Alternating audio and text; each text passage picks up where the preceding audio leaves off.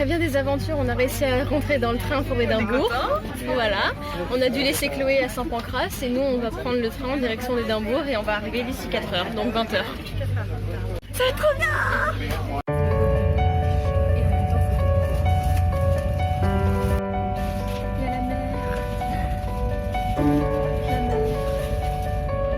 On est bien arrivé à Édimbourg, on a trouvé notre chambre, il faut qu'on monte toutes les marches.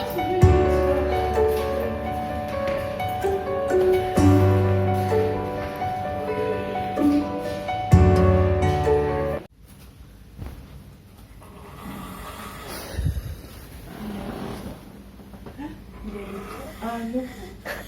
Donc si je me tue, ça... C'est surtout ça me soulage franchement. Ah putain.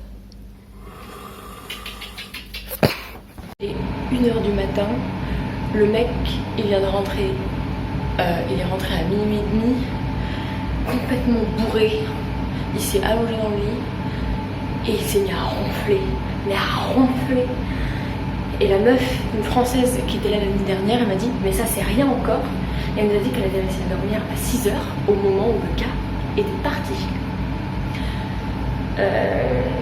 Sauf que nous on se lève à 7h, donc dans 6h, et l'heure doit conduire à gauche pour la première fois de sa vie. Si on met nos écouteurs, on n'entend pas notre réveil, on loupe le train et on loupe notre voiture. C'est très rigolo, très très rigolo.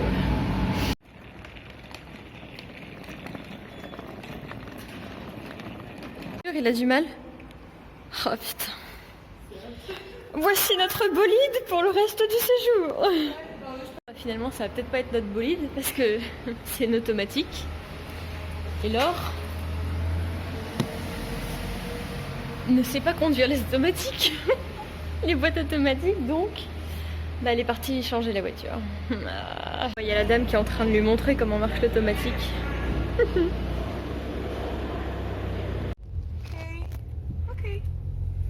So no gears, no nothing, just the harder you put your foot down, the car will automatically go up to the higher gear.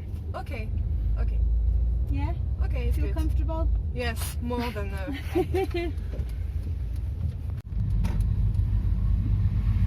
Toujours à gauche.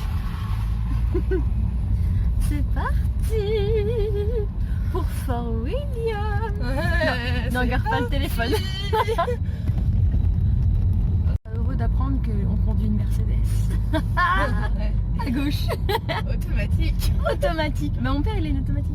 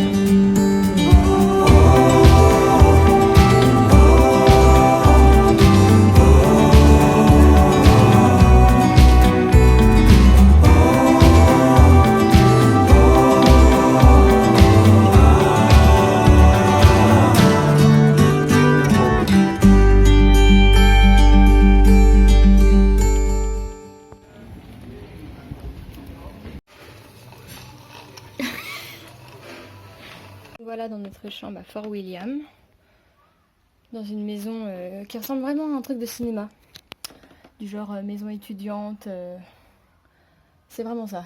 Et c'est absolument magnifique. C'est pas ça qu'il faut regarder. C'est ça.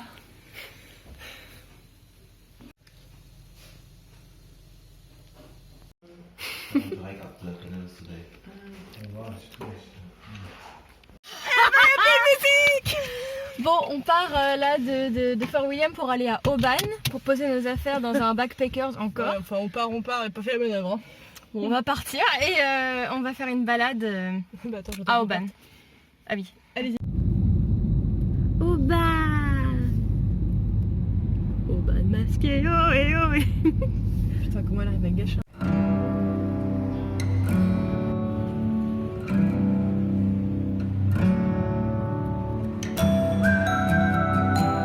Sur l'île de Kerera. Ça va être trop bien. Oui.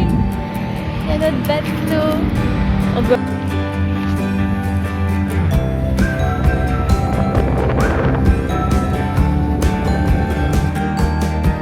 Le bébé.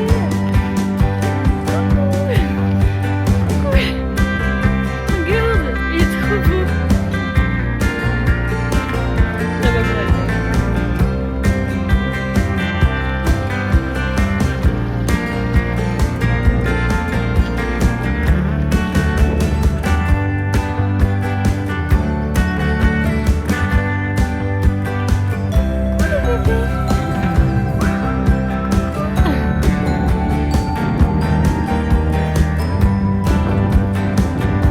Oui, on m'entend. Le nouveau jeu sur cette île, c'est de trouver le château où il y a la partie thé. Donc en fait, il y a plein de petits théières, etc. Oh, plutôt Il y a le thé et après.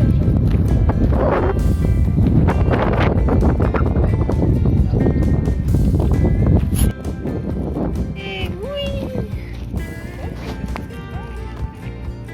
Oui. La récompense du thé. Le cliché sur le fait que tous les Écossais sont beaux n'est pas un cliché. On tombe que sur des beaux gosses. Le serveur il est juste sublime. C'est affreux. C'est affreux, on va se marier ici, je crois. Ouais, je pense qu'on va vivre sur l'île. Hein, on va rester là. Oh là là. Je veux vivre ici. Entouré d'hommes beaux qui servent de la bouffe bonne et de la limonade avec des fleurs jaunes qui poussent dans les environs. Je veux vivre ici.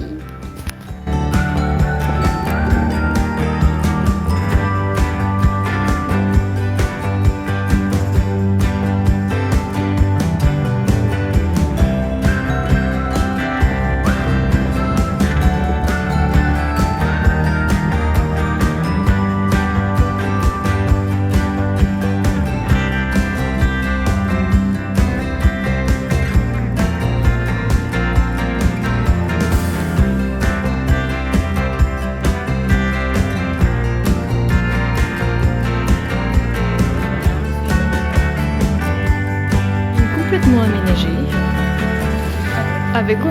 avec ouverture vers l'extérieur et une large cheminée.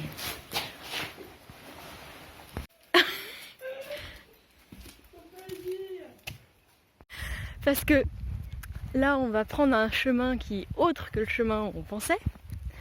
Et moi j'ai pas arrêté de dire que c'était du hors-piste et elle me dit non ça n'en est pas. Et effectivement elle a raison parce qu'il y a un chemin par terre. Mais il est très mal indiqué, c'est pas un vrai chemin.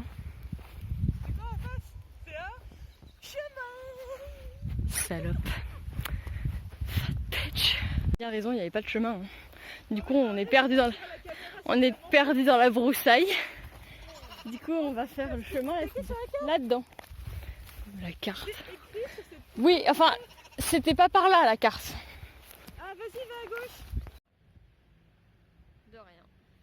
Dans notre autre backpackers, mais à Oban, on a fini notre marche de la mort sur l'île de Kerrea. Et du coup, là, on va aller manger. Et donc, je vous montre la chambre.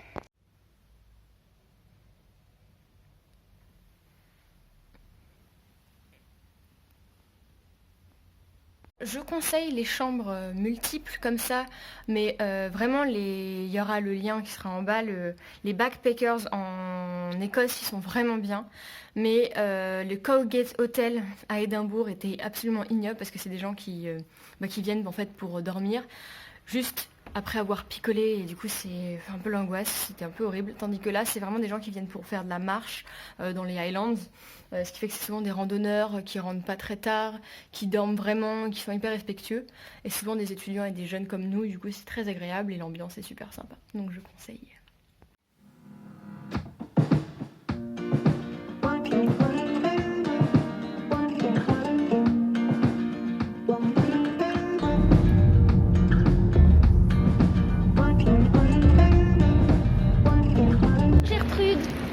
Merci pour tout. C'est Gertrude. On est à l'appartement d'Édimbourg et c'est trop mignon. Petite cheminée. Et la cuisine. C'est trop chou.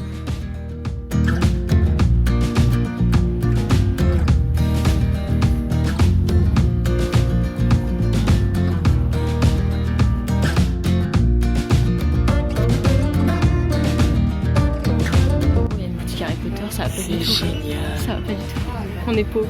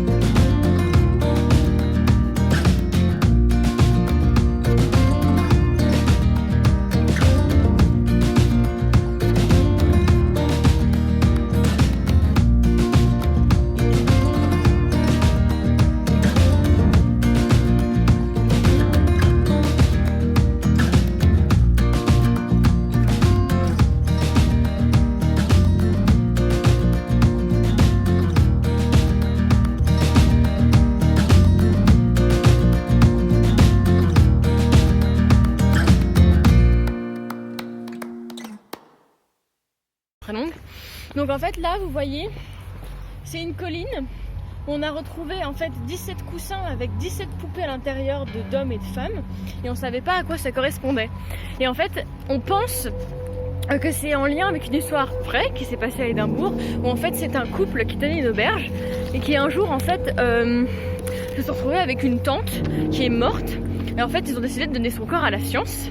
Et le docteur qui l'a pris leur a donné 12 pounds. Et à l'époque, ça équivalait à une énorme somme. Ils ont fait la bringue pendant des mois et des mois. Ils avaient plus de thunes. Du coup, en fait, ils ont essayé de trouver quelqu'un de malade. Et ils connaissaient une vieille dame qui était dans Édimbourg, qui était super malade, qui n'arrêtait pas de tousser et de faire la... Enfin, on a l'impression qu'elle allait crever tous les jours.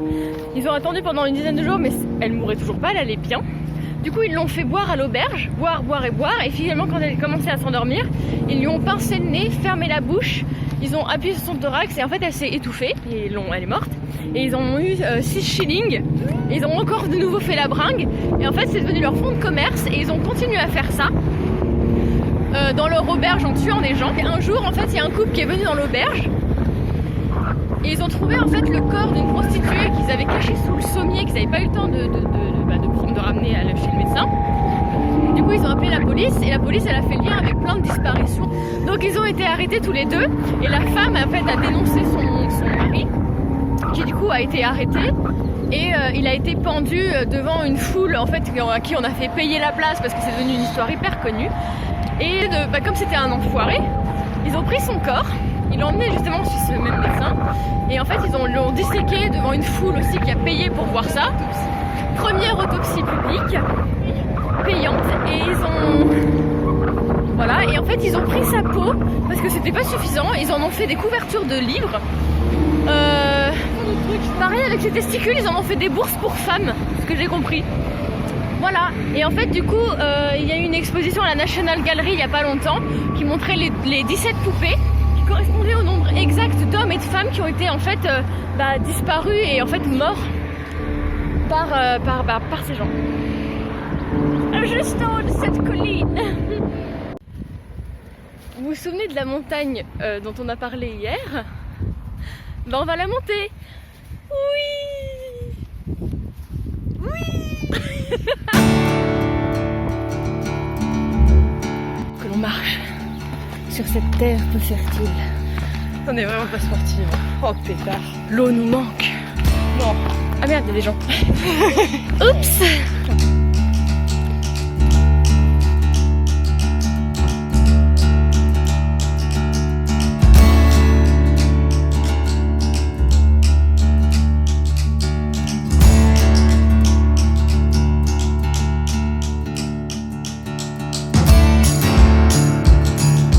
Alors, voilà, c'est fait. C'est horrible, c'est trop bien, c'est magnifique.